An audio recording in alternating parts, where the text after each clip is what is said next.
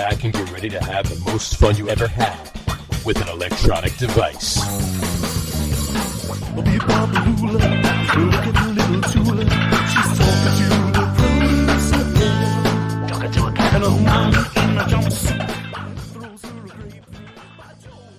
All right, everybody, welcome out to the Get On With It Sports Show. It is Wednesday, January the 25th, 2023. Jersey Johnny coming at you. With me, as always, is none other than Mr.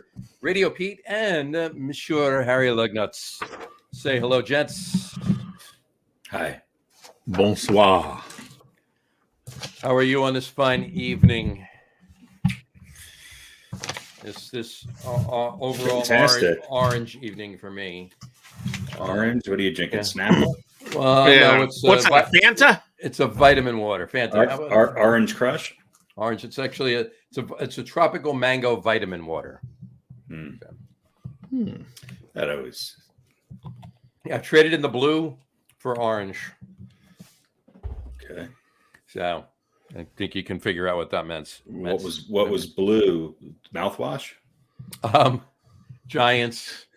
Oh. All right. Well, yeah. You're never gonna get knee high. Knee high. You'd be drinking a knee high. Right, exactly. Actually, I'd be drinking blue Gatorade. I'd do that. Blue, the stuff that they clean the combs with at the barbers. Speaking of Barbasol. Barbicide. Speaking of Barbicide. Yeah. Speaking of blowing, we'll get to the Giants in a little bit. But anyway, how was your weekend? How was both of you? Either or first is fine. It was fine because it's just not dictated by what teenage millionaires do on the playing field. I see what you mean. I see where you went there. Gotcha. Pete, yours? It was good. Drove to Hartford for some college audition for the boy. And, oh, right, you were going there. That's right. You were. I remember that. I do listen sometimes. When are they going to bring the Whalers back? One of the best logos of all time. Great After logo. that, I don't remember anything. Yeah. That's the logo of Hartford, isn't it? We used to have the Whalers. Right. Welcome to Hartford. The Whalers used to play here. Yeah. Well, I think it's a bus with the Whalers name on it, and it's driving away. That's right. You see like the second half of it, and it's got those action lines. It's a great logo, even though if it was a little. It was like the Seattle Seahawks, but aquatic. Mm-hmm. Do you know where the Whalers went? That was the next question I was going to ask. I think they went to. They definitely did not go to New Haven. They no, they did not go to New Haven. I think the Hartford Whalers went to Minnesota. Did they not? They did not. They went south. Okay. Carolina? That would be correct. Carolina. Okay. The Whalers got breezy. From Hartford to Charlotte. Mm-hmm. Is that it? Charlotte? Yeah, well, it's the Carolina Hurricanes. Yeah, but they play in North Carolina. They play in North Carolina and Charlotte. Yeah. They play in, I believe they play in the same arena as the what's that team? I don't know, Hornets. Mm-hmm. Bugsy Mogs. Yeah. Bugsy Moes. Yeah. I think that's the last Hornet I could remember. Him and Larry Johnson. Well, yeah, Grandmama was there too. So yeah, that's right. For a bit. Didn't Alonzo Mourning start there? He did. You're absolutely right. But all three of them were going back 30 years. So. It's a bit. So anyway, name a Charlotte Hornet that plays right now. What's his name? What's his name? So you could remember the backup punter of the 76 Jets, but you can't name a Charlotte Hornet. That's correct. I try not to pay attention outside of the teams that are topical. That's you really don't get much Hornet news in New York, because Hornet news in Charlotte, That's true too, right? Are they? I think they're the worst team, right? I believe they're in that area. Yeah. Michael Jordan has proven that, with the exception of Larry Bird, most great players do not make great executives. Right. This is true. Very, very true. Anyway, All right. Let's kick this fucker off. Question for both of you. Not question. I'll just tell you. Yesterday, voting for this year's. It's like the McLaughlin report now. Question? No, fuck it. Here's the answer. I'm just going to tell you the answer. You don't really know the answer anyway, so I'm just going to tell you. Wrong. Wrong. Pretty much. Anyway. Yeah, that's pretty right. Anyway, well, voting for this year's class of inductees into the Baseball Hall of Pretty Good was completed yesterday. Okay. All right. Scott Rowland, who played 17 seasons in the majors for the Phillies, Cardinals, Blue Jays, and the Reds, was the only one inducted this year, confirming that he was this year's only former player that was pretty good enough. Okay. Explain your sarcasm. Is it do you think the guidelines are too low, or did not enough people get in? What's your take? No, I think that I don't think the guidelines are too low. I think there are players like, for instance, and it's way past them getting in at this point. We don't need to have somebody come in every year. No, that's true. Well, that's my point, right? Why here, let me read you the voting. All right. Let me read you this. Who was up for inductions? Okay. Who didn't make it? Well, that's what I'm going to tell you right now. I know. Well, all right. Let me put this up right here. Are the names? Scott Rowland was the only one. You had to get 75% or more of the votes, right? He got 76.3. So he just squeaked in. All right. And it was his 6th year. All right. Yeah. Todd Helton, who I think deserves to be in the Hall of Fame slightly more than Scott Rowland, only got 72.2%. Well, way more than Scott Rowland. Yeah. Well, I was being sarcastic. He'll probably go in. Right. So are we waiting for the 6th year or later? Like he can't get in the 5th year? Because this was Helton's 5th year. This is the issue. Go ahead, and then I'll tell you about the issue with Todd Helton. And then of course Billy Wagner. If we're putting relievers in now, Billy Wagner, I think belongs in the Hall of Fame. Isn't he first or second all time in saves? Yeah. You know. So you might want to put him in at some point. He only got 68.1% in his 8th year of eligibility. So no, was there any? There's nothing hanging over these guys like a piss test or anything like that, right? No, just the the baseball writers don't like him as much as I guess they like Scott Rowland. Well, think about Rowland played in bigger markets than those other two. Okay. For the most part. All right. Well, fair enough. Let's go that route. Okay. Let's talk about this. Let's go that route. So Rowland played in bigger markets than Todd Helton and Billy Wagner. Granted, Todd Helton was out in Colorado. I get it. But Billy Wagner at one point was playing in New York. Right. But I think, what team is he most known for? And it was before they were on the radar. That was before they were on the radar. Before they were Houston today, of course. Now, granted, Houston's a big market, but before this current crop of Houston Astros, the last Houston Astro you heard of was J.R. Richards, and before that it was Nolan Ryan. Right. So you just didn't hear about them because there just wasn't a lot. Oh, you heard about? Craig Biggio and again, I'm sure Biggio is a perfect example of somebody, and I think Biggio is in the Hall of Fame, but he's probably somebody who should have went in a lot sooner than he did. He did, right? With a much higher percentage of the vote. Here's the thing with Todd Helton. There's two things. Number one, he plays in Colorado. Number two, he plays in Colorado. Right. So the first part of that is that baseball people just don't pay attention to what's going on in Colorado, in Denver. Right. The second part is they think that everybody that plays in Denver, his numbers are raised by 30 points because of playing for the Rockies, which is utter nonsense. So your defense improves because the air's lighter. Yeah, what I'm saying is that if you were to list the 30 best first basemen of all time, Todd Helton would be on that list. Well, the other 29, excluding current players, are probably in the Hall of Fame. Well, and that's where I was going with what we were saying too. Talk about bigger markets and talk about that, and then we're referring about first baseman, right? Do you think Don Mattingly belongs in the Hall of Fame? I do. Is Don Mattingly in the Hall of Fame? No. No. Do you think Keith Hernandez belongs in the Hall of Fame? Yes. Is Keith Hernandez in the Hall of Fame? No. Right.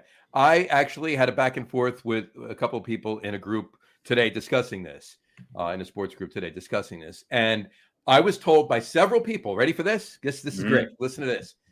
Their reasoning for this being correct is that there are so many good first basemen in baseball history, and there's very few third basemen that were really good in baseball history. So we can't put everybody that was playing first base in, but we have to put somebody that was playing third base in. That's the reasoning for Scott Rowland. Well, let's look at Helton. And I would argue, but I know some people, I mean, look, Mattingly never won a World Series, went to the playoffs, once? Hernandez did win. He had a much bigger postseason resume than either Mattingly or one of the best defensive first basemen of all time. Won an MVP, won a World Series, won Gold Gloves, won. Right. Well, what I'm saying is that not in the Hall of Fame. Ridiculous that Keith Hernandez is not in Cooperstown. Yeah, and that's like saying there's better shooting guards in the NBA in the Hall of Fame than there were power forwards.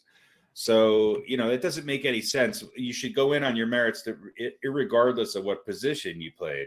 Mm-hmm. But, but that's a position that, like, those people that you were arguing with, do they have anything to do with Hall of Fame balloting? Do they? Not at all. Most of them. Do they get a vote? Are they sports writers? Yeah, no. They're just a bunch of people. They're a bunch of people that like Scott Rowland. Yeah, exactly. So that logic is absolutely stupid and should be just completely discounted. And you don't have to. Okay, so I was laughing while I was arguing with. So here's Todd Helton and Keith Hernandez. This is how I think they're sort of justifying all of this. Mm-hmm. Okay, they have almost the same amount of at bats.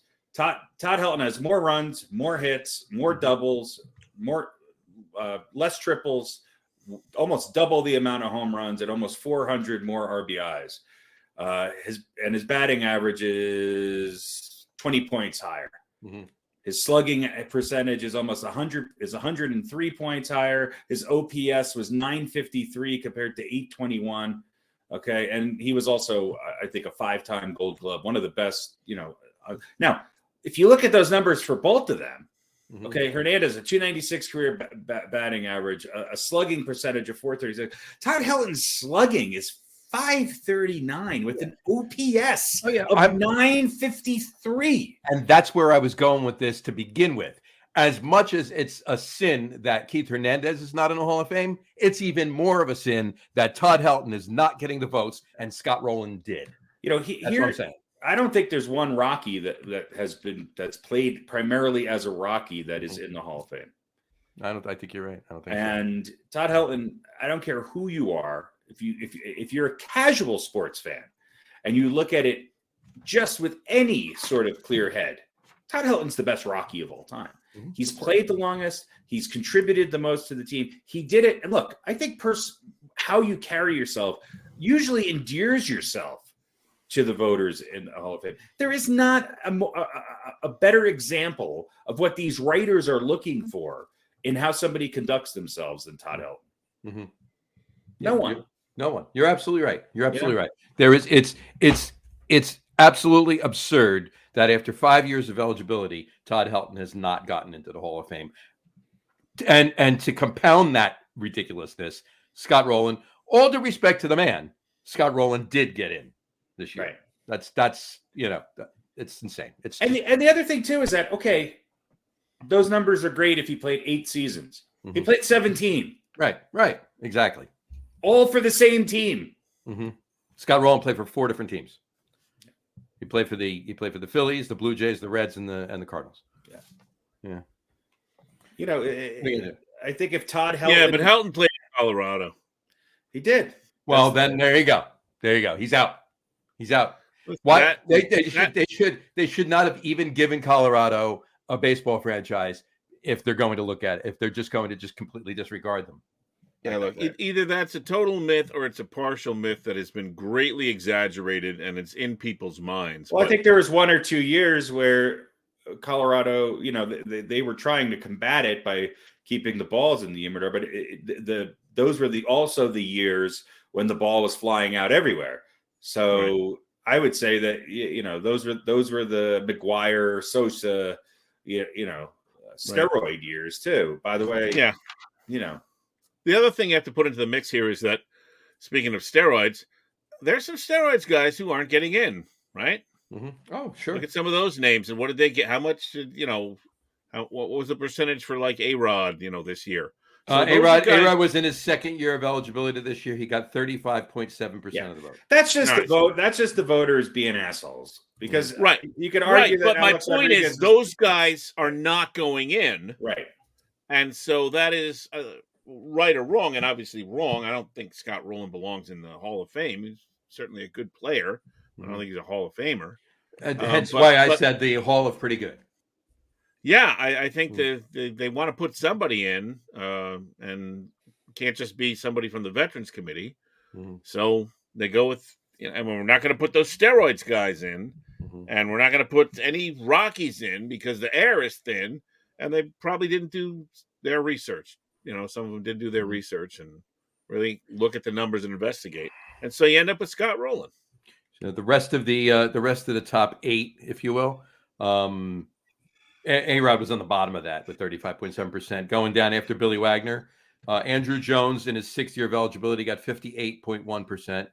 Gary Sheffield in his 9th year of eligibility, so he's got one left, 55%. Beltran in his first year got 46.5%.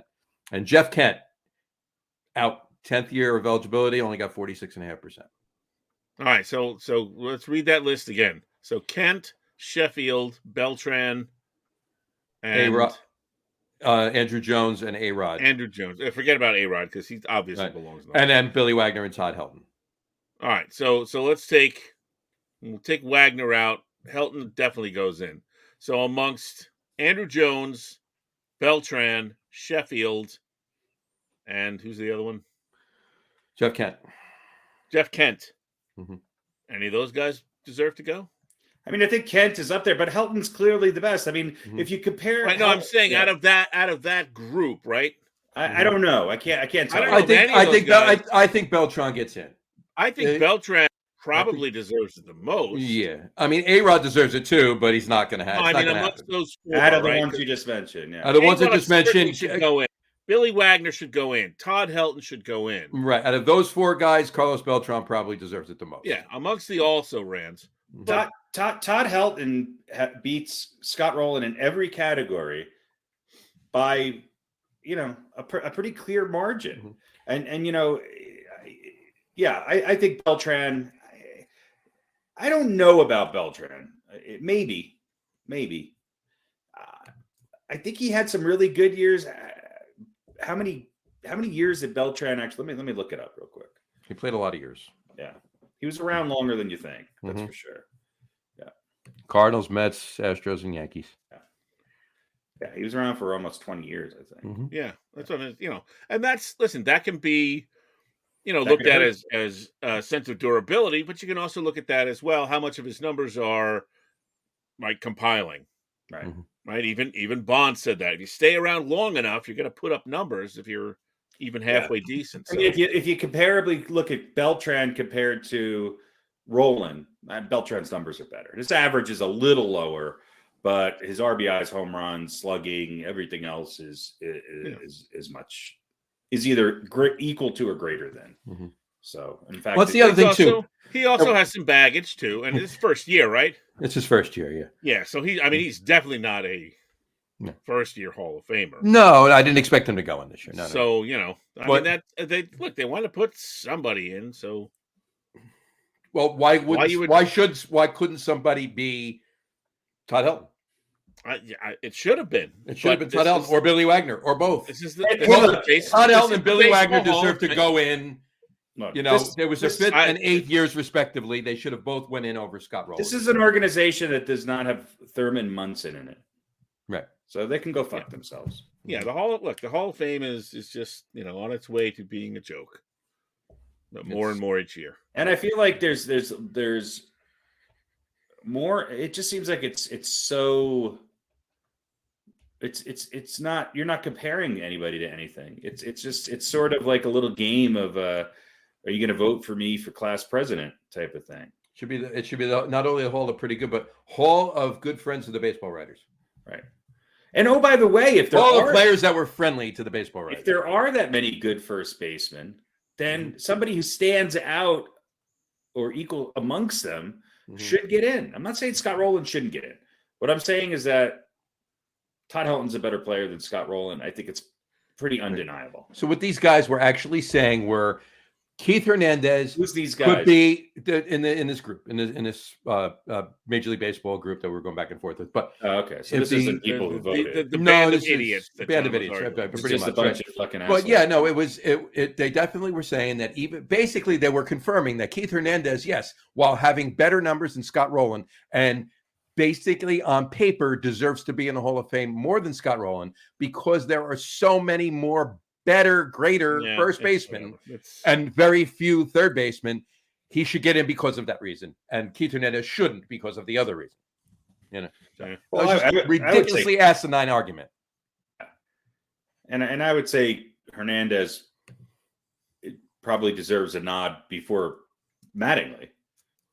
You know, right. I don't know. Well, Hernandez clearly played a lot longer than Mattingly did. Right, I think it's Mattingly, right. Hernandez came up in 74 and he played till 90, 91. Yeah, he played 16 years. Yeah. 17 years. Knock on Mattingly, right? It's the he just didn't have the longevity. Mm-hmm. Well, I mean, I still think he played. He had back problems. He had to stay. If he doesn't, hey, we all know first of all, he would have, if it wasn't for the strike, Mattingly would have gotten his World Series ring in '94 because the Yankees would have just torn up. Yeah, he would have. They would have won. I mean, Don Larson didn't play very long either. Right. But if you look at it that way, had the strike not happened and the Yankees went to the World Series and won that year, Buck Showalter probably doesn't leave after next year, so you don't have Joe Torre, and then that could be all different. So things happen, whatever. But whatever. In any event, it's another story for another day. But in any event, Scott Rowland's in, and he's the only one. That's it. So good for him. There you go. All right. That's pretty much all I got in baseball. You guys have anything on? The Mets signed Tommy Pham. Mets signed Tommy Pham. Look at that. I mean, they Mattingly played for 14 years. Not to back up the conversation, 14 years I think is enough of a. It's enough of a sample size to get him into the Hall of Fame. That's a pretty good career. Right. He had five insanely good years and then pretty decent ones. Right. Yeah. Right. He still played more often than Kawhi Leonard does. So. This is true. That's true. So the Mets signed Tommy Pham. Tommy Pham, yep. So congrats, Tommy Pham. Now we got three left fielders. So, in any event, well, someone has to look to the burrow to your left, and we can certainly use one. You want Aaron Hicks? No, I don't want Aaron Hicks. I'd rather a ham sandwich. All right, well, so would you. But throw that into it. Let's play. Actually, let's talk a little bit about team out west.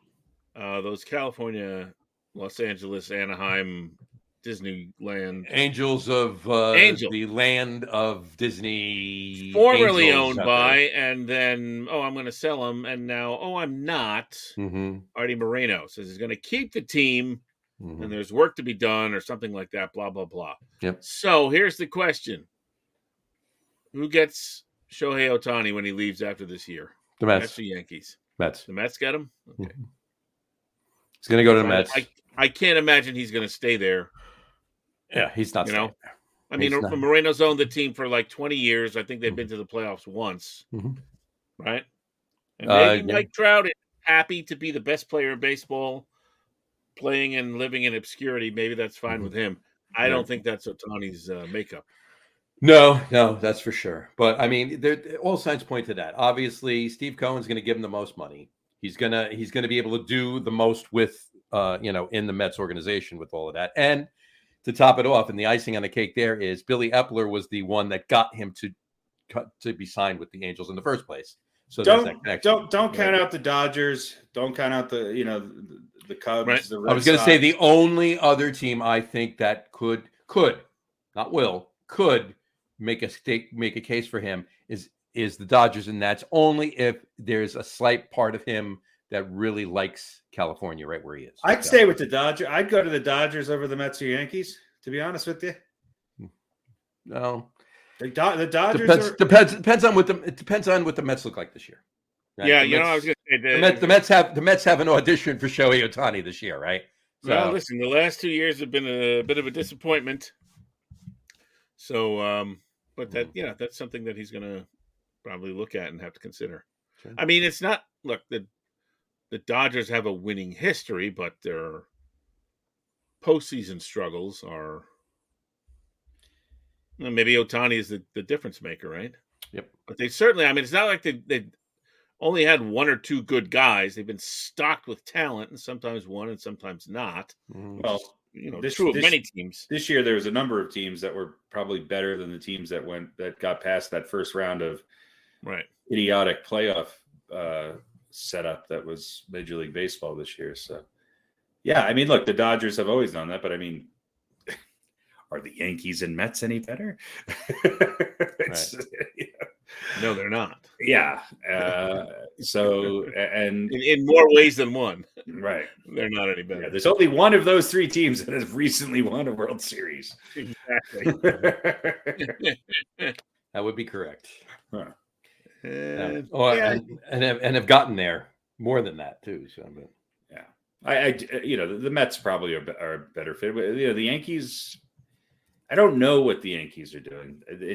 Do they really want to pay the best people to play for them? Kind of. Not really. No. After re-signing Judge, I don't think the Yankees are going to lay out what they need to lay out. Now, having said that, I think that if the Mets do it, that might mean some of the other players that are currently on the Mets that they've dealt out big money for might not still be around. Because while he has deep pockets, there's Ohtani's going to want a major, major, major contract. It's going to be the highest contract in the history of baseball. Mm-hmm. And but he's two players in one. That's the thing. He's two players in one until he turns, a couple years older and can't do it anymore. Well, but that's fine. That's your window for winning right there, right? I hope so. 3-4 more years with him.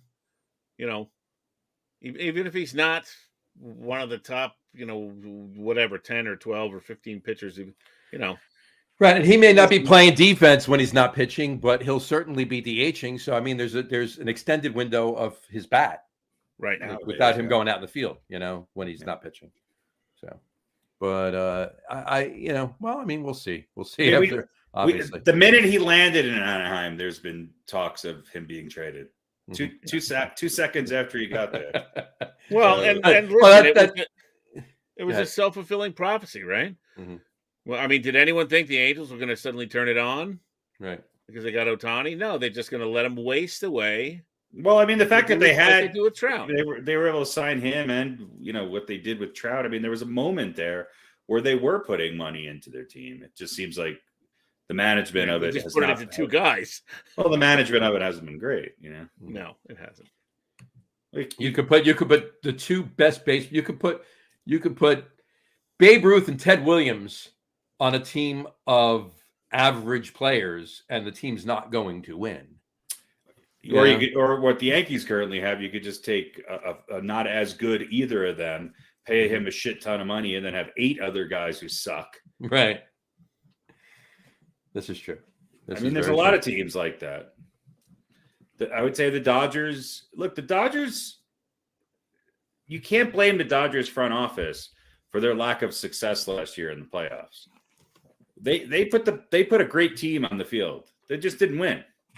I'll ride along with what the Dodgers have been doing. I think that I think other than the Mets, they're probably, the Astros do it in a different way because they seem to always have somebody coming up that's able to fill in the hole when they lose a star.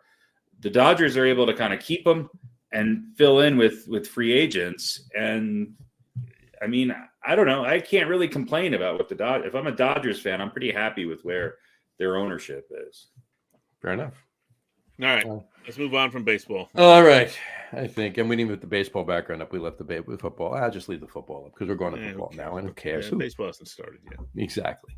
All right, I'll get a background into your starting. It's a good way to rope everybody in, though, is with things no one gives a shit about.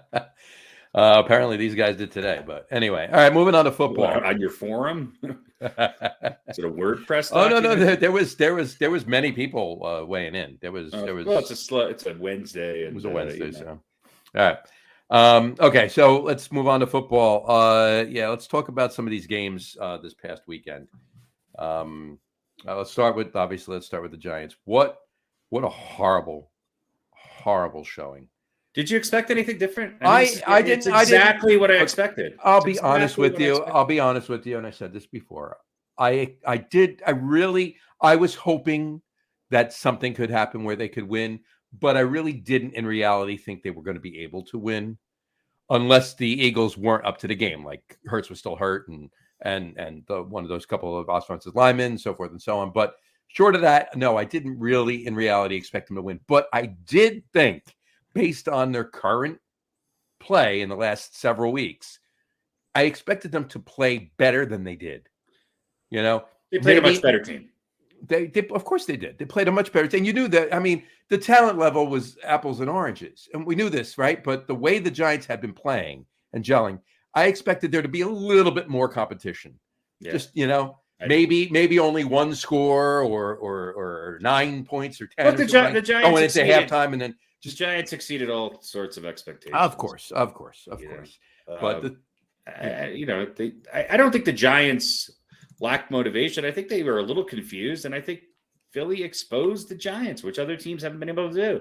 I mean, look, the Giants played Philly. It was kind of a weird game. The Giants weren't playing their starters. Philly was hurt, and people were just coming back. And you knew that a healthy Philadelphia team, which they kind of are right now, are a much better team than the Giants. And the Giants really weren't dealing with any major injuries. They beat Minnesota, which we all thought they would, and they did. Yeah. And I did not think that they would come close to beating Philly. Well, let me ask you like this. Let me ask you like this. You think the outcome or the result and the type of play from both teams was what was expected out of the Giants playing the Eagles this past Saturday? For me, yes. Okay. Hold that thought. If the Vikings had edged out the Giants, the game was played the way it was, but for some reason the Vikings, at the end had a quick score and an onside kick and bing bang boom, they won the game, right? Yeah. And they went and played the Eagles. Same thing. The Eagles would have kicked the crap out of Minnesota the same way. Yeah, I think so. Right. Fair enough. I think that I think Minnesota was a bit of a sham. And I think the Giants were a great story, but it's matchups. The Giants can match up against certain teams. They didn't really look. The Giants were fortunate enough to play a bunch of teams in the beginning of the season that were not on their game. They also, what looked like a tough schedule, wound up being not as tough as it could have been. Having said that, the Giants exceeded all sorts of expectations and won 10 games this year. So, Coach of the Year, without a doubt, to Daboll, it's a no-brainer. I don't think there's any argument for anybody else in that realm. Mm-hmm. He's been based on what we were all even saying in the beginning of the year, Philly just has that much more talent, and it seemed as if the Giants were also kind of outcoached. They didn't have much of a great game plan on offense, and their defense was exploited early and often for what it is. So, props to the Eagles. I think they're the best team in the NFC. And there's a reason why they were 13-1 going into week 15. So, or 16 or whatever it was. But the score was obviously pretty lopsided. The game was kind of over pretty early. I think I'm glad the Giants didn't get shut out. They at least scored. I don't think they stopped playing. I don't think it was an embarrassment by any means. But they certainly were not the better team. Mm-hmm. Yeah, you're right. Let me ask you this question. Mm-hmm. Both of you, your opinion. Towards the end of the second quarter, the Eagles had just scored. First of all, before I say this, let me just say, I think the Giants weren't winning the game. I get it. But I think the wheels came off when Daboll, not only when Daboll decided to go, and I'm not frowning on him for this because he was trying to be, trying to motivate. But the wheels came off when Daboll went for it on 4th and 8. All right. And gave the Eagles the ball in Giants territory. And more so than that, didn't run the ball on third down and let Daniel Jones roll out, or maybe it was a broken play, but didn't run the ball in the first place. And Daniel Jones lost 5 yards to make it 4th and 8 because it was 3-3. Run the ball, even if you only get a yard, now it's only 4th and 2, not 4th and 8. Yeah, right? bad calling there, and I thought they should have punted. Yeah, but you're right. They definitely should have punted. Right. That was a big turnover. That was a big turning point in the game. And 3 plays later, they went right down, and it was 14-0. But fast forward to the end of the second quarter, the Eagles have just scored their 4th touchdown. They're up 27-0. And Nick Sirianni lines them up to go for 2 and to draw them off sides to get a yard closer so he can get a little bit easier attempt and make it. Why do you need 2 there? It's quite obvious to everybody watching the game everywhere that it's highly unlikely that the Giants are going to come back from being down 28-0 at the half. And you're going for 2. The reason it's just they have a card. It tells them the score. It tells them the differential, and that's what you do. It's that simple. But on that card, there's no way on that card it says if you're up 27-0, go for 2. Well, what it says on there is who fucking cares? That's what it says on there is I'm going to shove it up the Giants' ass is what I'm going to do. That's what it says. I think they just wanted to practice in case they have to go for 2 later in the next game. Maybe they were looking at Dallas's field goal kicker. I don't know. All right. Hold on one second. Jim Magarelli says, but if the Vikings won, the Eagles would have faced the Cowboys and the Vikings versus the 49ers. Yes, you're absolutely right. Yeah. I was just making a point with the Vikings playing the Eagles because the Giants had played the Vikings. So the Eagles would have destroyed the Cowboys and the 49ers would have destroyed the Vikings. And we'd have the same championship game that we're having this Sunday. So yeah. But you're right, Jim. Absolutely right. And so there you go. But in that event, it is what it is. So Giants, good season, lot to build on. Have a few holes. They have 10 names or 18 actually, but 10 names on this list of players that are unrestricted free agents. And I'm just going to read them to you really quick. And I want you guys, I'm going to just do this really quick. I want you to tell me. I'm going to say a name. You say birthdays. You need to tell you their birthdays. Their favorite film. Favorite film. Okay. All right, now, Sammy, both of you. Earn run average in high school. We'll make this quick. We'll weigh in right away. Keep them or let them walk. Keep them or let them walk. Just say keep them, let them walk. One or the other. Ready? Start. Daniel Jones. Well, yeah, let them walk. Sorry. Keep them. All right. He'll make a good backup. We'll talk about that in a minute. Saquon Barkley. Let him go. Yeah, he's a running back. Let him go. Right. He did nothing in the postseason. John Feliciano. Center. I thought he had a pretty decent year. I mean, a great year. Yeah, he's a youngish guy. I think you keep him. Mm-hmm. That's an important sure position. Nick Gates, guard. Yeah, I think Gates, I mean, a lot of the offensive linemen are kind of like, how much are you going to have to pay him? Right. And it's not easy to get free agent offensive linemen, and it takes, I think, a couple of years for offensive linemen to meet a certain level out of the draft. Right. So, all right. Keep him. All right. Darius Slayton. Wide receiver. Other than that drop, I thought Slayton actually had a pretty good end of the year. Again, it all depends on what you need, what his value is going to be on the open market. We've talked about this, and you've said it many times. The Giants have always drafted wide receivers well. Right. When it came time to pay them, let them go. Let's man up. So I think Slayton might be one of these guys who's willing. I think he likes playing for the Giants. A lot of guys have said that though. And I think the Giants like him. And if they're going to keep Daniel Jones, which they're going to do, I think those guys have a pretty good relationship. I think they'll re-sign Slayton. I don't think it'll be a long-term deal, but I think they'll re-sign. Gotcha. That's on offense. Here's 5 names on defense.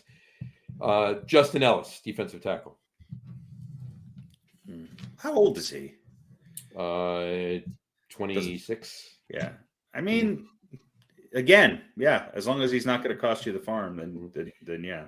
Tackle Nick Williams. Yeah, Williams had a pretty good year. I mean, their whole offensive or defensive line, they're pretty good, other than the Eagles game. The Eagles game, right? Pete. Yeah, keep him. Yeah, keep him. Outside linebacker Oshani Jimenez. I don't know. I don't know enough to make it. His name is too hard to pronounce. Outside linebackers are kind of like running backs now. It's like, what do they even play anymore? Right. Yeah, your defensive ends are the ones that are right. Strong safety Tony Jefferson. Nah. I think, but free safety Julian Love. Love was pretty good. Love had a great year. Yeah, keep the love. He had the most tackles on the team. And it's hard to find a safety like him. So there, I think he might, out of anybody on this list, might be the most important person. I agree. I would agree with that. All right. That's we've talked about that. I agree with you 100%. Brian Daboll should be coach of the year. And I think he will be. You look at a lot of these posts in here, and I went in another group a week or so ago, went back and forth with what turned out to be Eagles fans. Shocker. And they were like, there's no way Daboll is coach of the year. Look what Sirianni has did with the Eagles this year. I'm like, yeah, you know what? No offense to Nick Sirianni, but any of us could have coached the Eagles to most of those wins this year. I think Sirianni's right there. I think he's right there. I think he is too. But because look, you can have a great team and turn it.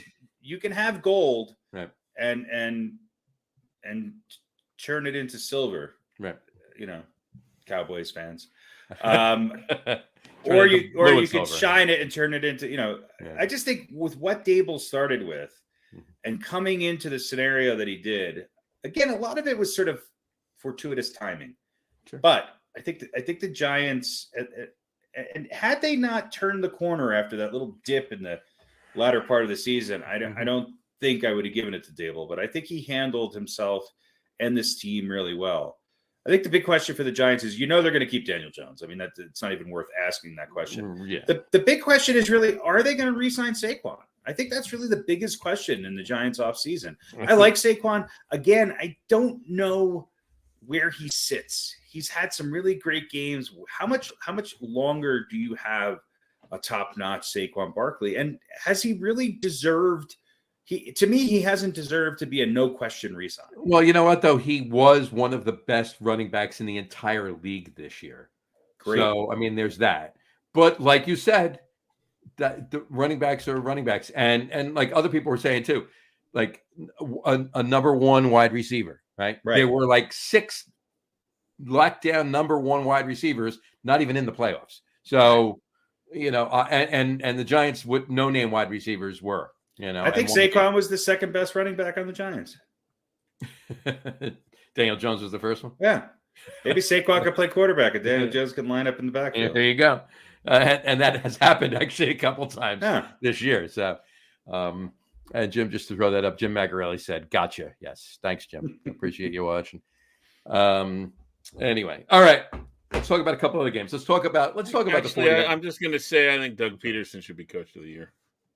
You know what? He's right up there. Yeah. Do they do one for each conference, or is it just the whole league? Well, they did the 101 something or other came out with theirs, and they did make Brian Daboll coach of the year, and I believe they actually did make Peterson is AFC coach, so they do it by conference. Yeah, so they do it. Yeah, so I think Peterson's a no-brainer. Yeah, yeah. I mean, what that program was and all that crap that it went through. Sure. Oh, but I will say this: what's his name? The coach for Cincinnati. He's done a great job. A little bit. Yeah. So I put Dan Campbell up there too. Hell yeah, Dan Campbell's done a really good job up in Detroit. Yeah, it's a great story. Yeah. So they continue this. They continue what they did at the end of the year next year, and best with the 91. They could be the next Minnesota Vikings. Right. They try really hard. Exactly. So, only willing to bite your kneecaps off. Jeff the Vikings are. Jeff Goff is the new. Jared. Yeah. Jared Goff. So All right.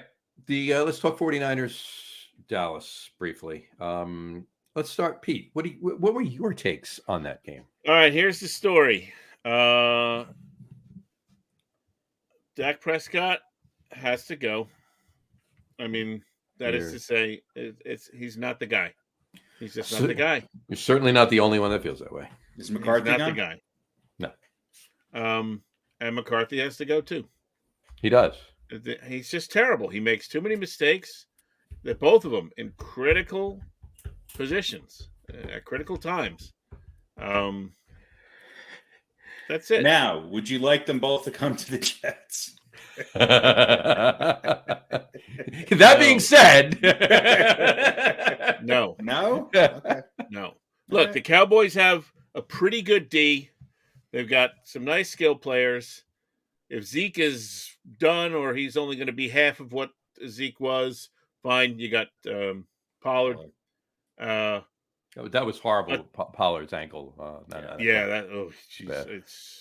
Dak's got what, 5 years left on his contract? 15, I think. Who's going to take on that contract? Well, somebody. I mean, the Jets would. Mm-hmm. I think maybe the Raiders will. Yeah, something like the Raiders, or if maybe the Bucks will. If Lamar leaves Baltimore, maybe. True. Maybe he goes there. So there's a lot of teams that are quarterbacks moving around this year. So yeah, and look, maybe it takes another couple of years or whatever, and he blossoms and stops making those kind of mistakes. Mm-hmm. But should the Cowboys wait anymore? No, I think they've invested enough time, and it's time to move on. Now, having said that, but who are they going to get? Terry Jones, right? So who was their backup this year that filled in for Dak and everybody got excited for a game? Was it Mike White? No, it's Mike White. It's Chad Powers. Chad Darnold. Chad Darnold, Pennington. Chad White. The third.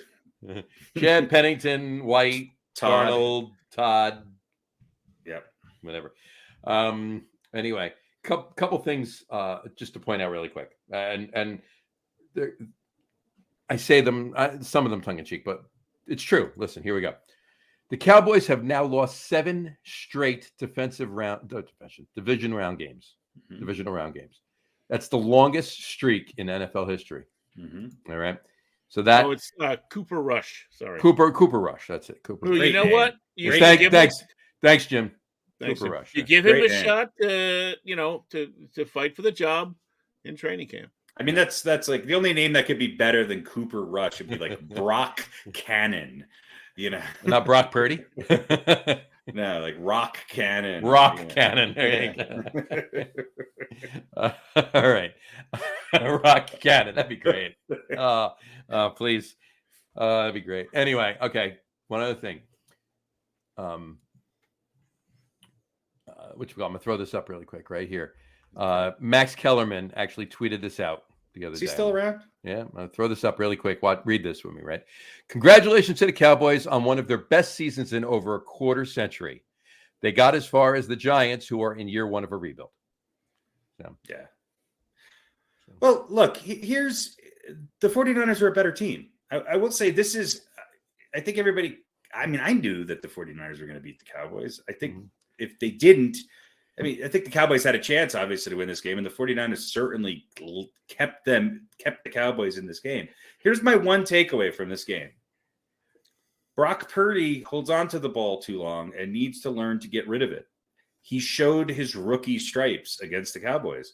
He showed his inexperience, I think, for the first time because he had to throw as many times as he did. And he did show his inner Kent Tekulve. That's right. That too. A little sidearm action slider. Look, the 49ers, they're such a strange team in the way that they are composed. I felt like they should have won that game by more, and yet at the same time, it was like they were just. I think they were toying with the Cowboys. Chance to tie the game. It was like that one commercial with the almost had it, almost had it, just toying with them. Yeah. But I really thought Dallas was going to kick a field goal at the end, just to say they scored, just to screw up the betting line. Yeah, that's because they would have. That's it. Yeah. Right. Anyway, all right. One other thing I want to tell you this. Let this sink in for a second here. Jalen Hurts, quarterback of the Philadelphia Eagles. Jalen Hurts was not born the last time the Cowboys were in the NFC Championship game. So that means that Jalen Hurts was born, grew up, learned how to play football, went to high school and played football. Well, we know how. Played football in Alabama, transferred to Oklahoma, sat behind his first venereal disease. Right. Played in the playoffs, went another year, and obviously going to the NFC Championship game before Dallas got back there. So, yeah, but I mean, look, you could say that about a lot of teams in pro sports. I can't talk. I'm a fucking Knicks fan. Very true. Very true. Well, you can still talk shit about the Cowboys, right? But I think the Cowboys are what the Cowboys are. They're a good team. That's in the middle of the pack in the NFC. They don't have a total rebuild to do. I think that they're lacking an identity on offense. I think that might be actually their problem because they've really never had a total rebuild to do. So they've always been in the middle of the pack, and they get a couple of players, and it fluctuates right in here. If they stripped it down, which they're never going to do because Jerry Jones is not going to do that. You stripped it all the way down and rebuilt it from the ground up. Who knows? But no, because the problem they've had, though, is quarterbacks who make mistakes in critical situations. Yeah. You got Dak, you had Romo before him. But a lot of teams have that. Yes, but that's the missing piece. Other than Phil, they've had three quarterbacks, three longer term quarterbacks since Troy Aikman, and that was obviously Drew Bledsoe, Tony Romo, and Dak Prescott, and all three of them are virtually the same quarterback, right? Right. So yeah, and they were all. I mean, so we'll see how long a leash Dak gets, but they certainly were given a certain amount of time and didn't produce. Yet they hung around. Right. They weren't good enough to get the team over the hump. All right, so you say you want to get rid of Dak Prescott. I mean, I think he's probably top 15, 16 quarterback. I mean, so there's a few that are better than him. There's only one, I think, maybe two that are going to be. I mean, do you really think Lamar Jackson's going to go to Dallas? No.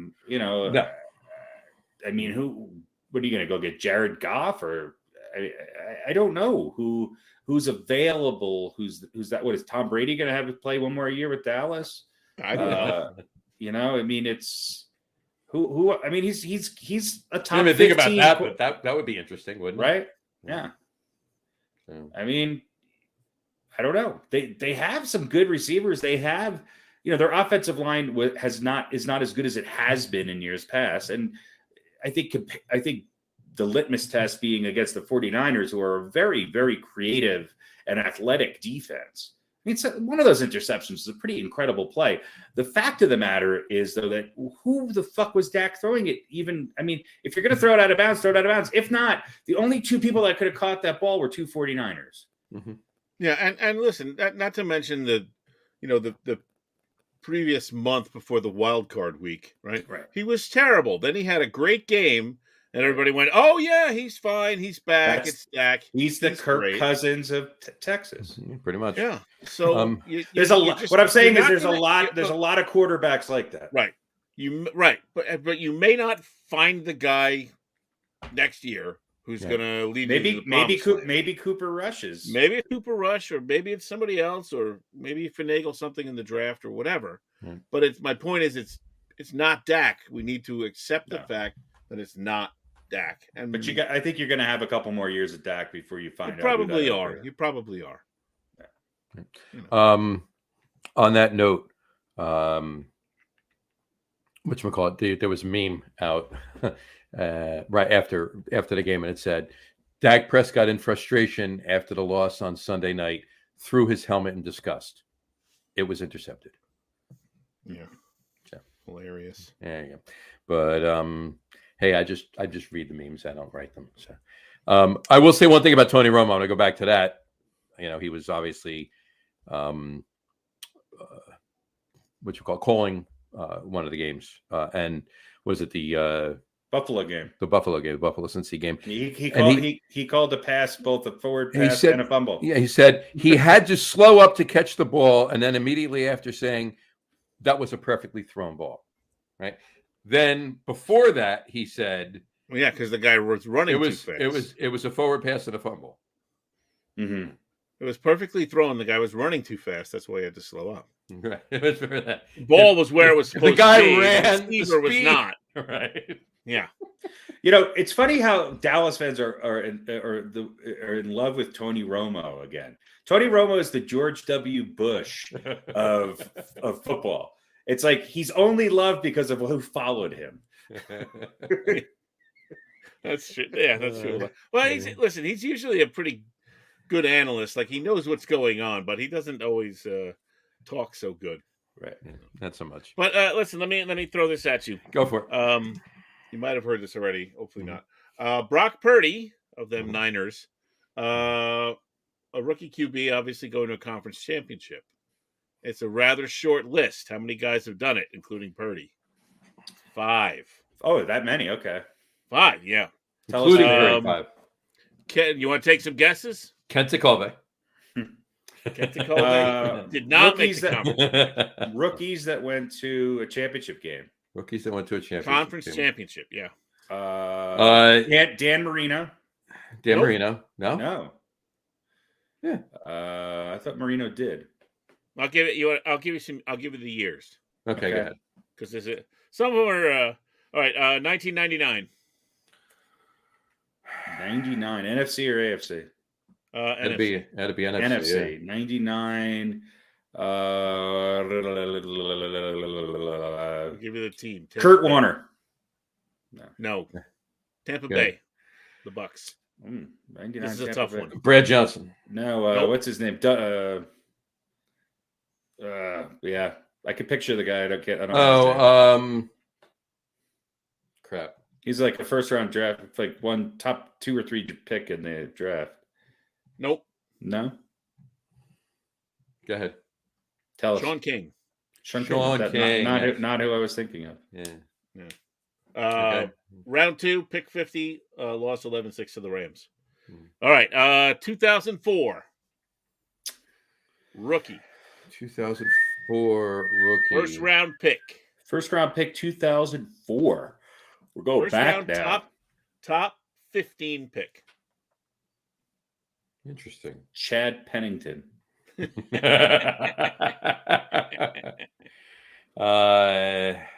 Mark Sanchez. Ben Roethlisberger. Ben Roethlisberger. That's right. And I was not looking. I was not looking. I just want you to see. I was not. Round 1, pick 11. Lost 41-27 to the Patriots. Yep. All right. 2008. 2008. Boom, boom, boom, boom, boom. 2008. 2008. Okay, then it wasn't Kurt Warner. First round, top 20 pick was not Kurt Warner. It was not Ben Roethlisberger, and this quarterback and his team did lose to the Steelers. That's what I'm saying. So who did they play? They played the Ravens, right? That's right. That's Joe right. Flacco. Yeah. And most recently, wait, Joe Flacco was a rookie in 2008. 2008. Yeah. Fuck. God, he looks like hammered hell now. That makes me feel so old. You were thinking 98, right? I was thinking 88.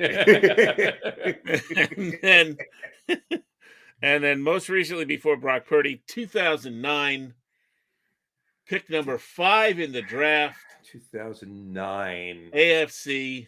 So, Mark Sanchez. Yeah, Mark Sanchez. I said Sanchez before. Yeah. Oh yeah, that's true. That's right. He was one of them. He was one of them. All right, so you get a point for that. There you go. Lost 30-17 to the Colts. So there you go. 0-4. 0-4. So Brock QBs on Brock's shoulders. It's going to be on 5. Any San Francisco fans, weigh in if you think your team's going to win. Let's hear it. Anyway, I got one for you guys. Mm-hmm. Okay. Jalen Hurts played for Alabama. Mm-hmm. Okay. True. True. Right. Jalen Hurts is the first. Jalen Hurts is the first Alabama quarterback to win a playoff game since who? In the pros? Win a playoff game in the pros? Win a playoff game in the NFL. Jalen Hurts is the first Alabama quarterback to win a playoff game in the NFL since who? It's been a long time. Since I rock and rolled. Yep. Mm-hmm.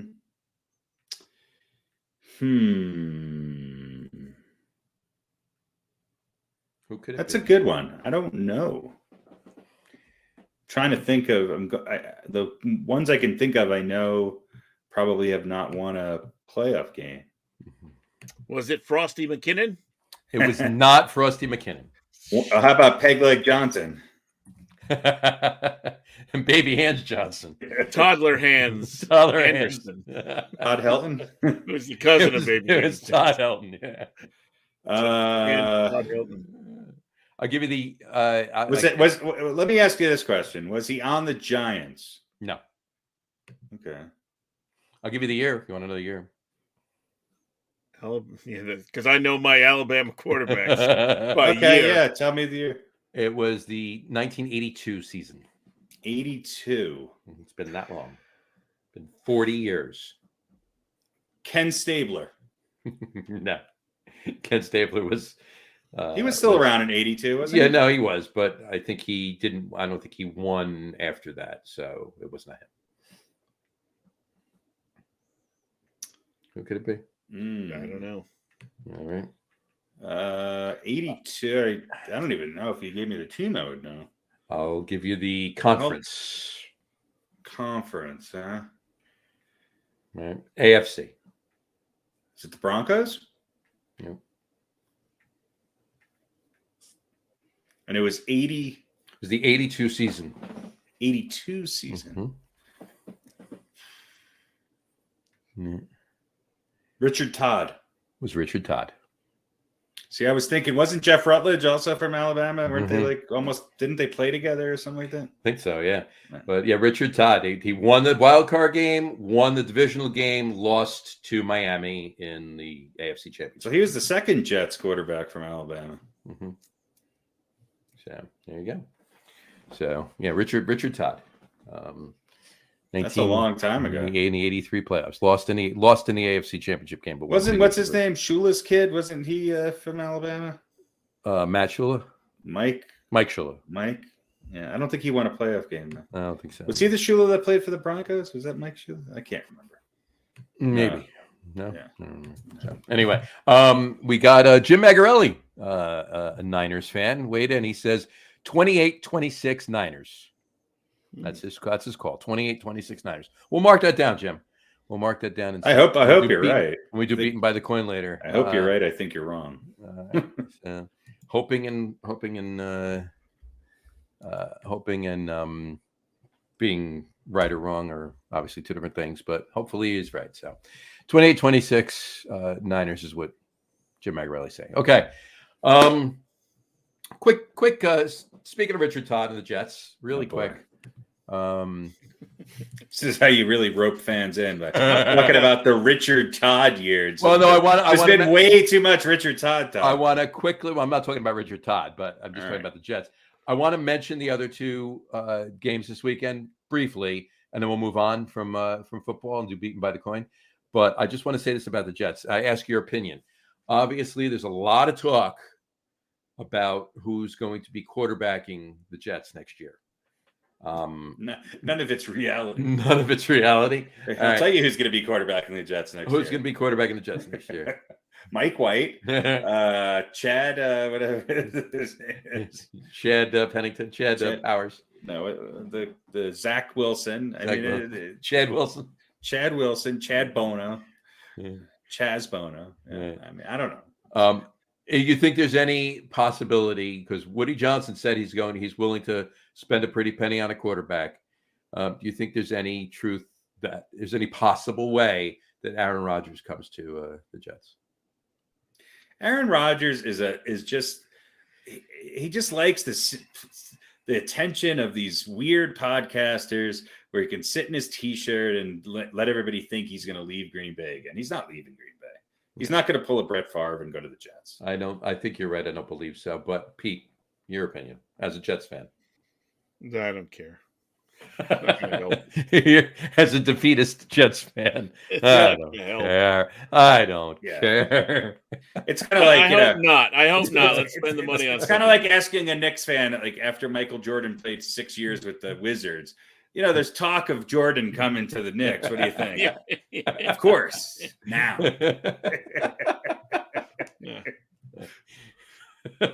True story.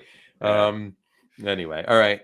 And they're looking for a new offensive coordinator. And names that have come up, actually. I'll do it. Names have come up. Well, I think there is an offensive coordinator that actually worked under Todd Bowles last year that's now available. So, that could be a possibility. But we'll see what happens with that. All right. Really quick about the other two games. Did you think that the Bengals were going to beat the Bills? Yeah. Absolutely. My boy, Joey B. Mm-hmm. Pete, did you?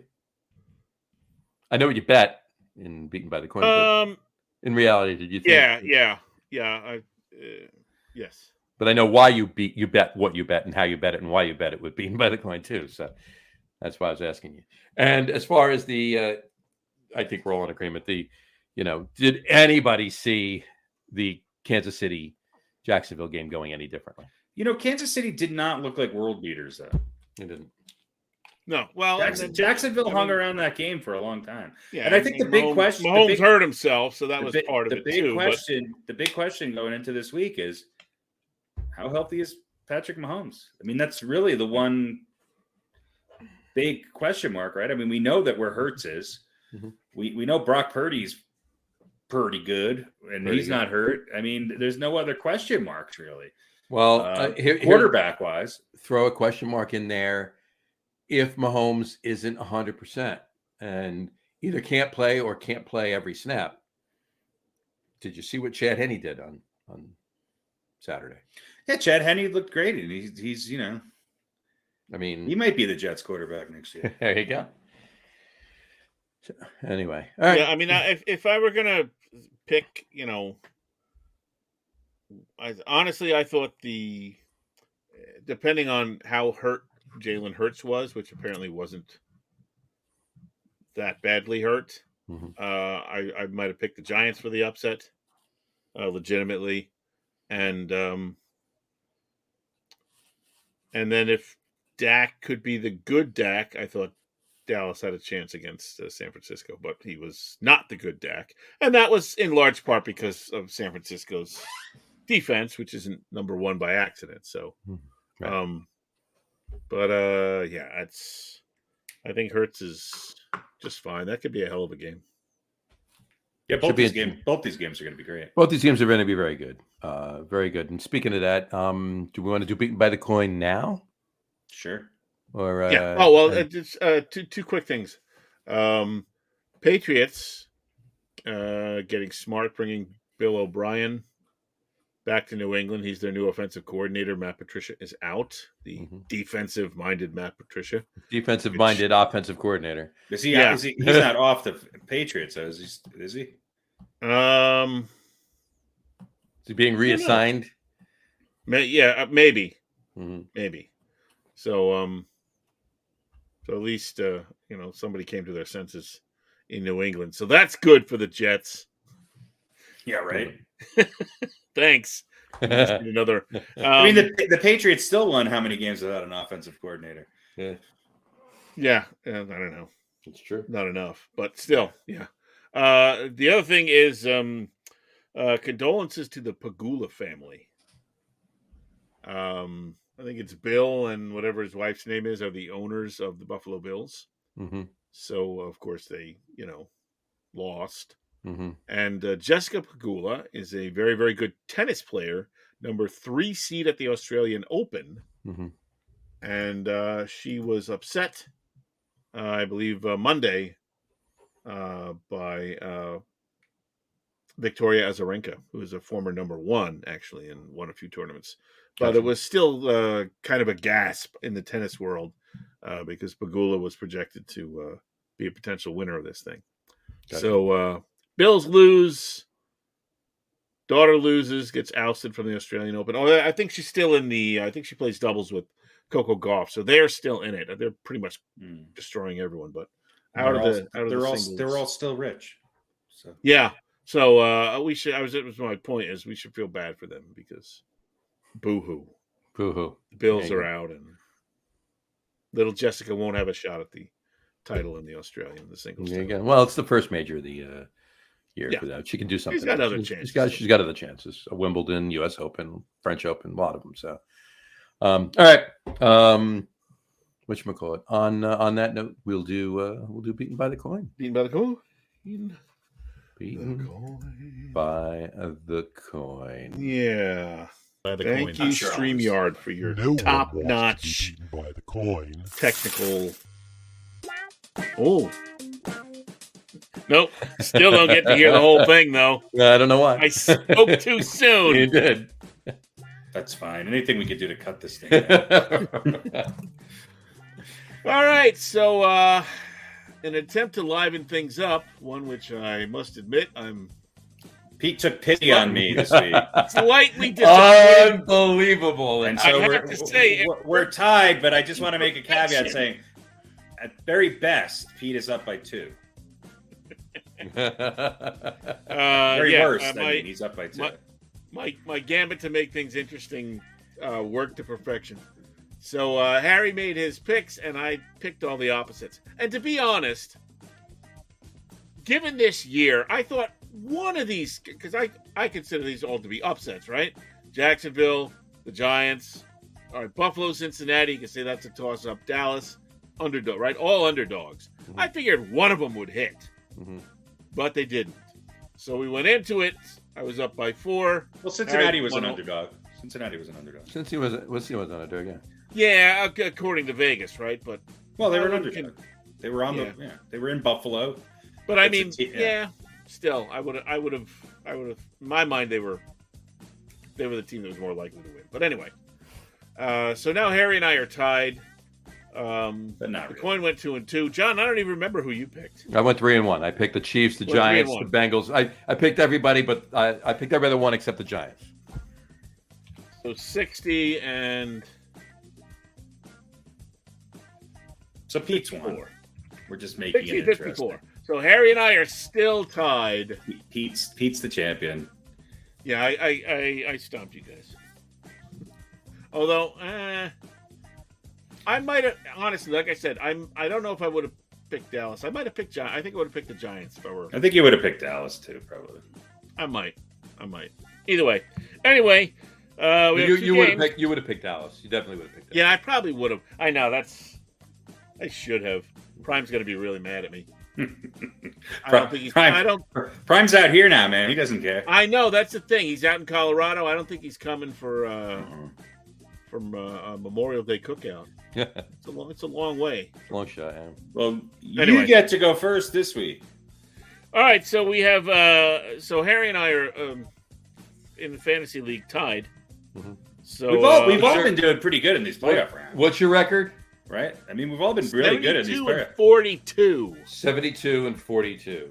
Yeah. So you guys are both 12 games ahead of me. Yes. And you're now 10 games. 10 games. So now Superman can spin the world backwards. You can let's make it even interesting. Let's have each of these games, or not even for me, for all of us. Let's have each of these games count as 4. Well, here's what I was going to say. Pete won. I came in second. John came in third. Here's what I was going to say. Along those lines, it's 12 though. That's just too much. See, unless Pete and I pick exactly the opposite this week, then he's won.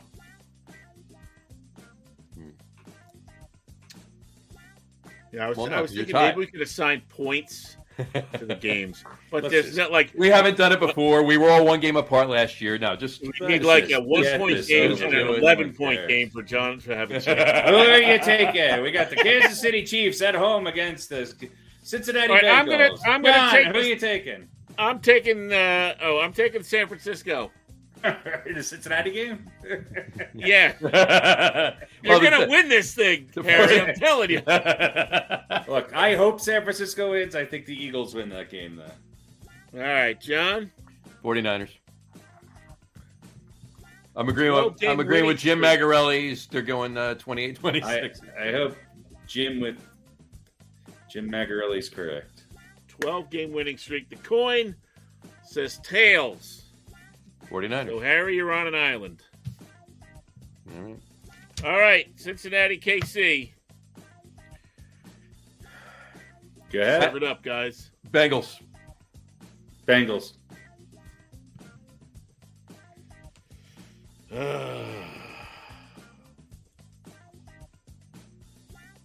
It's got to be the Bengals, right?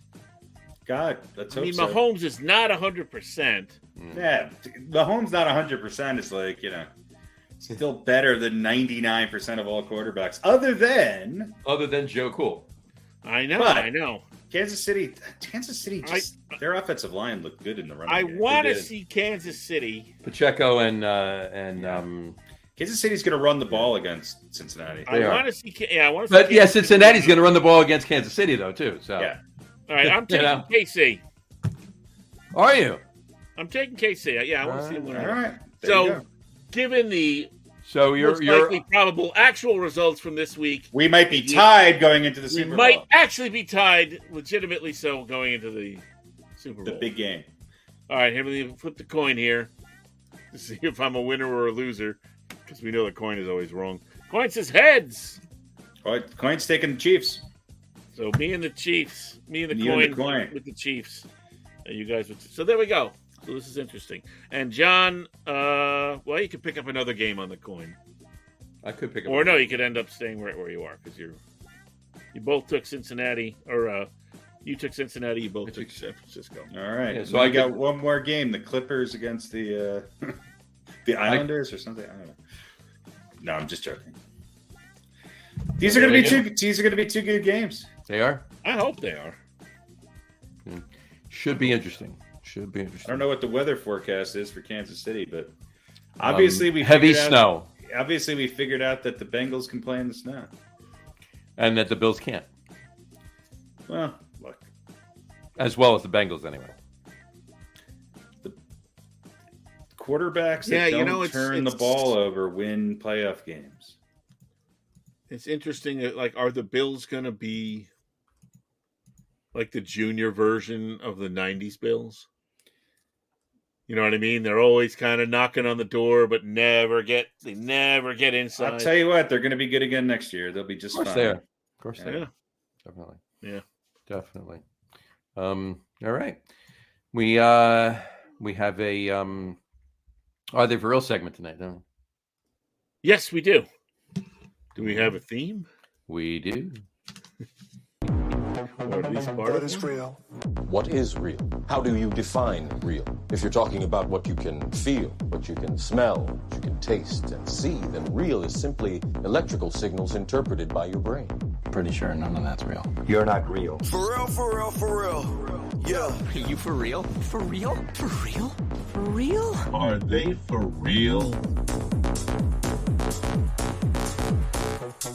What is real?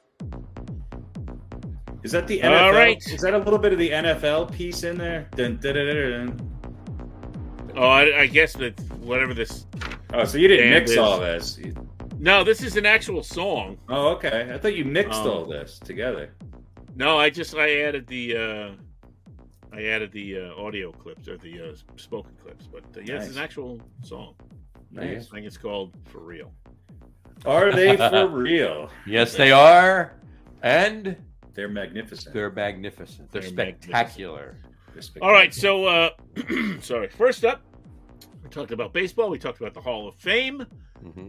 We talked about Scott Rowland getting in. We didn't necessarily mention the guy who got in thanks to the Veterans Committee. We didn't. McGriff, the crime dog. Fred McGriff. Some people think he's been overlooked for a long time and he deserves to get in now. Other people say not so much. So, crime dog, is he for real? As in deserving of the Hall of Fame? Yes.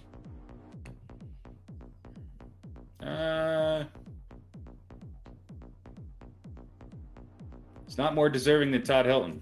No. But is he more deserving on a Veterans Committee level than Scott Rowland is? Plus, he's played in Toronto, right? Right. Wasn't he on a championship team in Toronto? Was he? I don't know if he was. I think he was out of it. I thought he was. I'll double check that, and so I'm saying yes, but All right, so a couple of yeses for the crime dog. I don't know. I like Fred McGriff, but like he's of an era that, again, and I'm certainly no baseball statistician, but like my take has always kind of been: you hear the guy's name and you go, "Oh yeah," or no. Oh, yeah. As far as the whole He thing. was a World Series champion with in the 95. Braves. With the Braves, he won with the Braves. Yeah. Not with the Blue Jays. Yeah, I knew he was out of Toronto before they won in '92 and '93. But yeah, with the Braves he won. He had a couple really, really, really good years. Yeah. I'm gonna say no though. All right. Let's move to the NBA, and we'll talk a little bit about the number 3 team in the West, and that is the Sacramento Kings. All right. Who are now currently in 3rd place. Okay. Are they for real? Harry, you first. I mean, yes. Because you have a reason to feel one way or another. Well, I think that they are for real, and I think that you have to give their front office a lot of props for where they're at right now.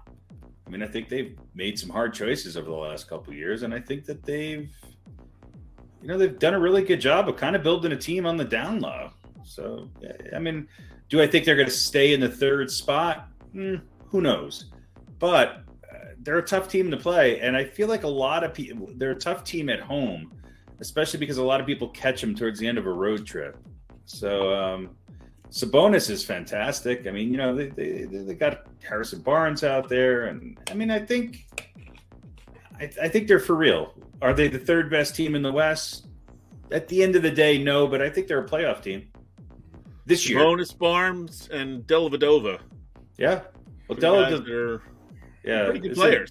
I think, Dellavedova's kind of six man. He's okay. I mean, he's only averaging a couple points a game, but it's. I mean, you got Murray and Barnes and Fox, and yeah. I mean, I think Sabonis is having an all-star type of year. Yeah, well, there has to be a Sabonis in the league. Like, I think there's a couple of them. Always, yeah. There should be. He's been cloned. He went to Gonzaga too. One of the first Gonzaga guys to actually do something in the NBA. It's true. To finally do something. Sure. All right. I'll just echo what, but based on what he said, are they for real as a 3rd place team? Yeah. Are they for real going to the playoffs? Are they for real in the NBA? Are they for real as competition? Yeah. So. All right. Yeah, I think so. I think they'll be in the playoffs. I think they'll be in the play-in. I think. Yep. I don't really see them dropping so far down that they're out of the playoffs. Yeah, I agree. Yeah, but I don't really. But I think they're when I say it, make the playoffs. I think they're not gonna just make the playoffs. They'll make noise in the playoffs. Okay. Yeah. Fair enough. All right. Finally, we'll turn to hockey, and we'll talk about the Edmonton Oilers. Now, just not counting this evening's play, because I don't really know what the schedule is. 4 points out of the lead in the Pacific Division. Is Grant Fuhr back? Winners of 6 in a row. Yeah. So, are they for real? They are in. Who cares? You got Vegas. They're in 6th right now. Clippers in Seattle, the Western. Yeah, and They're Edmonton in the Pacific. Yeah, in the Pacific. Yes, only Dallas and Winnipeg. Dallas and Winnipeg are above them in the Central. In the Central, yep. Pass. So no, okay. I don't Who knows? I mean, yeah, every hockey team's for they've real. They've won 6 games in a row. There were a 6-game winning streak. So I mean, are they going to be there at the end of the season? Probably. Are they for real when it really comes down to it? No. They might not. They might not get out of the first round. They may. If they do, they're not going much further. So not so much. Not as much as the Kings are for real in the NBA West. Oh, those are fighting words. Yeah. Two exciting towns, though. If you've ever been to Sacramento or Edmonton, boy. Right. I'm going to say Edmonton is for real. Okay. They're plus 22 in goals, which is tied for first in the Pacific, and I think tied for third in the Western Division. And here's the number that sticks out to me: 15-7-1 on the road. Playing good hockey on the road. Playing good hockey on the road. Yeah, I think they're for real. There you go. And that's it. That's it. I'll throw one out for the two of you. Stay in hockey. Are the New Jersey Devils for real? I've never seen the Jersey Devil in person, but I heard it's for real. That is the New Jersey Devil for real. Are the New Jersey Devils for real? Not really. They've played 47 games. They're 31-12-4 with 66 points. Carolina is ahead of them by percentage points, 29-9-8, because they've lost 3 less games, and have 4 more overtime ties. Overtime wins points. But in any event, they're both 66 points. They've and talk about playing well on the road. They've gone 18-2-2 on the road. So I would say, for me, that's the benchmark there for real. I would say that they're right there. They're right there in the top of the East. So I mean, I would say that when I say I'm talking to Pete. When I say your New Jersey Devils are for real, I think they're for real too. Yeah. I think they are. Go Devils! Devils! Rangers are right behind them, and the Islanders are. Rangers are right there. Rangers are 6 points back. They're in third place in the Metropolitan. Islanders are 6th in the Eastern, so who knows? Islanders have all 3 area teams in the old. Islanders have 6 less points than the Edmonton Oilers. There you go. Yeah, how about that? Fair enough. Cool. All right. Well, there you have it. All right. So now does that cover our NBA and hockey talk for God, I hope so. For the evening? I do want to mention one thing as far as the Knicks go. That was a pretty damn good game that Julius Randle had yesterday against the Cavs. Actually, I have a very interesting stat about Julius Randle for you guys. Go sure. I heard this today. Let me see. I got it listed here somewhere.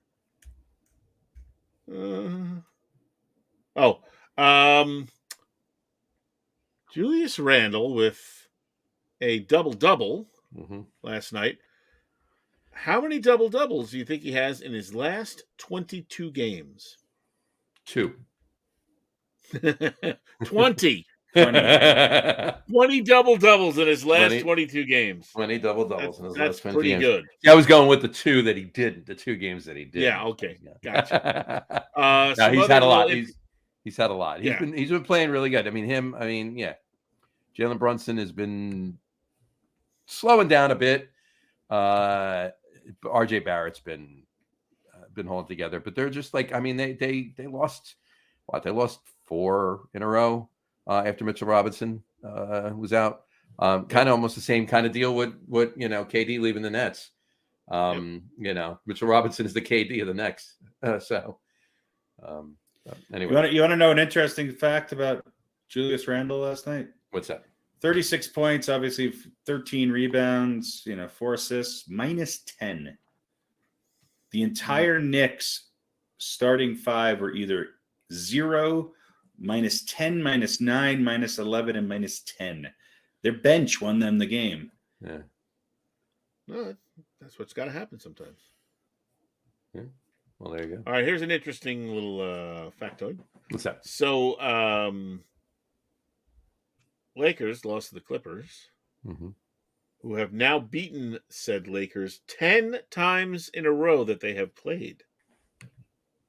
That is the longest streak by any team of wins against the Lakers since the Toronto Raptors won 11 straight games between 2015 and 2020.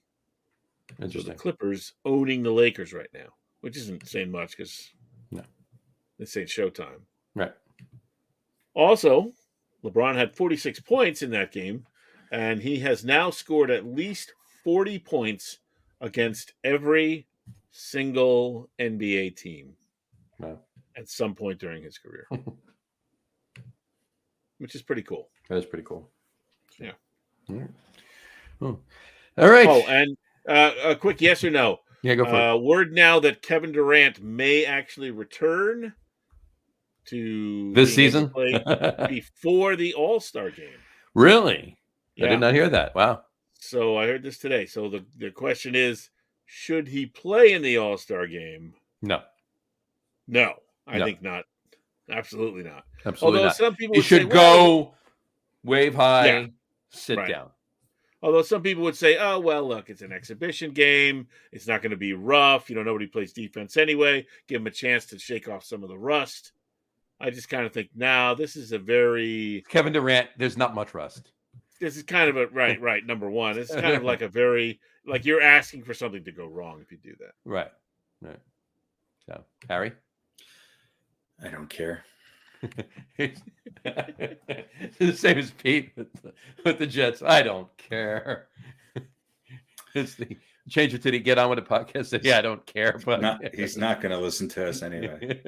I mean, watching an NBA All-Star game is just like I think it's for kids. So I don't know who enjoys it. It's just horrible. Remember when they actually used to play a little bit? I don't know. You do? Not really. Mm-hmm. I don't know. As long as they have players that no one knows in the dunk contest again, I'll watch it. There you go.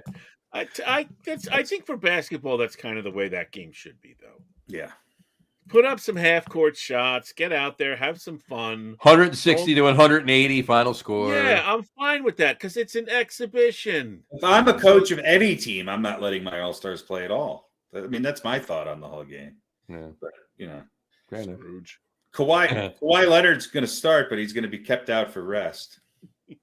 Yeah. He's going to load management. 48 seconds, and then he's good. He'll be done for the day. He'll go in twice, take 2 shots, be sitting down 2 different times. I wonder if Kyrie will say anything anti-Semitic right before the game. Stranger things have happened. Maybe during. Maybe during. So, all right. We good? I'm good. I'm good. See you next month. You good, Pete? Yeah, I'm good. All right. On that note, we'll wrap up the show for today. I want to thank everybody for watching. And for those of you just listening to the audio podcast, thank you for listening. Don't forget to visit our website, www.getonwithitpodcast.com. That's getonwithitpodcast.com. And please remember, like us and follow us on all of our social media, Facebook, Twitter, and Instagram. Just search for the Get On With It podcast. And of course, all of our shows are available on YouTube as well on the Logger Room channel. Remember, we go live with the video podcast on both Facebook and YouTube every Wednesday night, usually around 7:30 p.m. Eastern time or so. And for those of you who just want to listen to the audio podcast, you can do so on Apple Podcasts, Spotify, TuneIn, Stitcher, Google Podcasts, Amazon Music Podcasts, and iHeartRadio as well. If you haven't done so already, please subscribe to one or more of those feeds, and you will never miss a show. Again, thanks for following along with us. Have a great rest of your week. Have a wonderful weekend. Enjoy NFL Championship weekend, or Sunday, I should say. It's not the whole weekend. And we will talk to you next week, folks. Take care. Cheers. Bye, everybody.